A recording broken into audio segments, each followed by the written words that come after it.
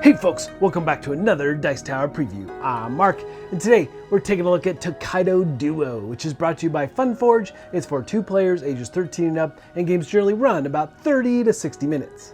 Shikoku might be the smallest of Japan's 4 main islands, but it is always bustling with activity. Pilgrims traveling around its island, paying respects to the temples and gazing upon its beautiful gardens. Merchants carrying their knickknacks around in search of rich returns. Artists savoring every landscape and turning every encounter into a learning experience.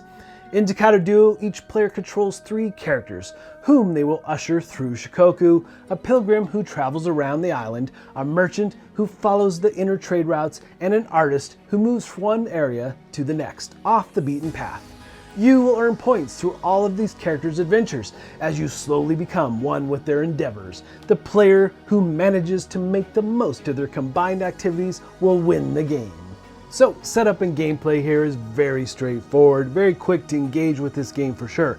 Now, along with your 3 meeples of the different types of characters, again, you have your artists, you have your pilgrims, and you have your merchants. You're going to have boards that relate to each one of those for scoring, and you're going to have dice that relate to each one of those as well. It's really that simple. Dice are going to control that character, how far they move and so forth, and as you do things out on the board, you will start to score on your individual boards. So, around this area, you'll see that you'll have a starting location for your meeples, but there's also boutique items. These are for the merchant. When they go to sell these items, they have to go to a specific place.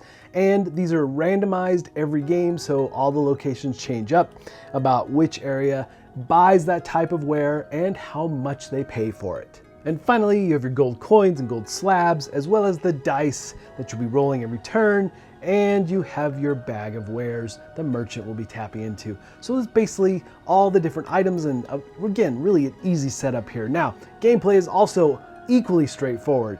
At the start of your turn, you're going to be rolling the 3 dice. You, as that player, will get to choose your dice first. Your opponent will get to choose the 2nd dice, and then you'll pick up the 3rd dice, and then it rotates around to the next player and so forth. Now, every time you choose a dice, you'll activate that character on the board.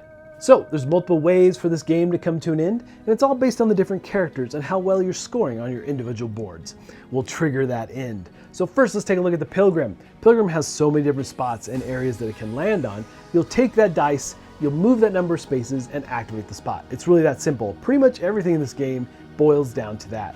Now, when you land on spots, obviously there's lots of different things here. So if you land on a coastal town, you'll take a look at the boutique item. That's the number of coins you're going to receive. If you land on the temple, you move your marker up by 1. If you land on a garden, you move the marker up by 1. Now, those are 2 of the ways the game can come to an end.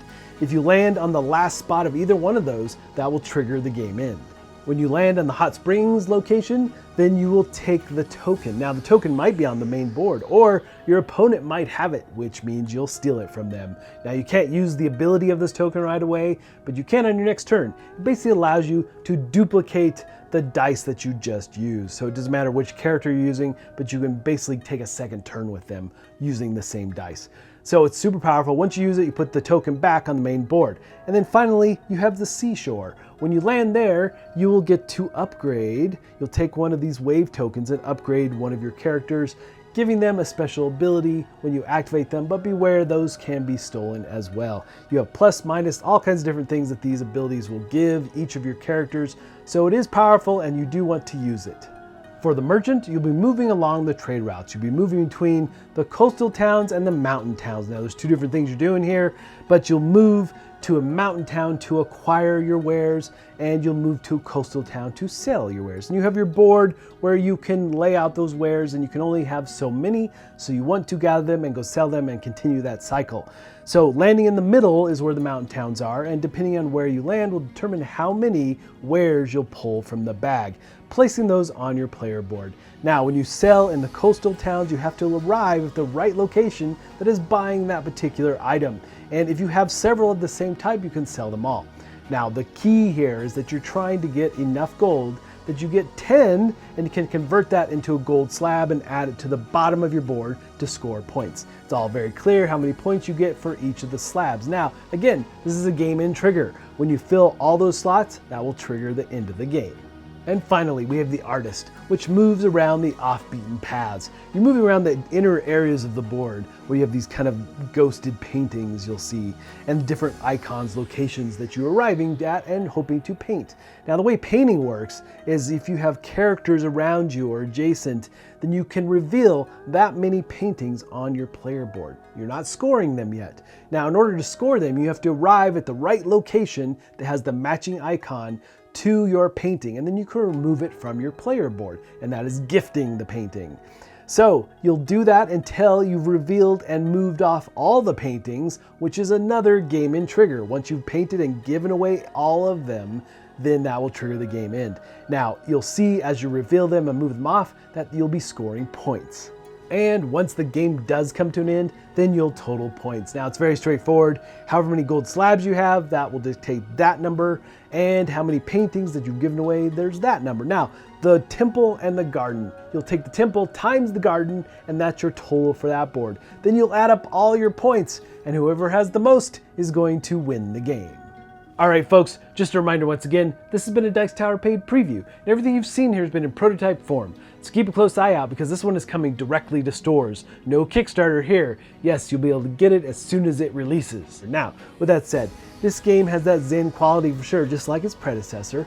And you know, it's super easy to understand, super easy to engage with, but still maintains that fun competitive back and forth. Really fun two-player game. Now, the thing here is that you don't want to neglect any one of the characters. You really need to use them in combination in order to get the best type of points, or best score at the end of the game, I should say. So there is a nice competitive edge here, like I said, and it is just simply a beautiful game, fun to play. But folks, ultimately, if this looks like something of interest to you, I'm sure they'd appreciate your support. So I think that's it for me, and until next time, we'll see you at the table.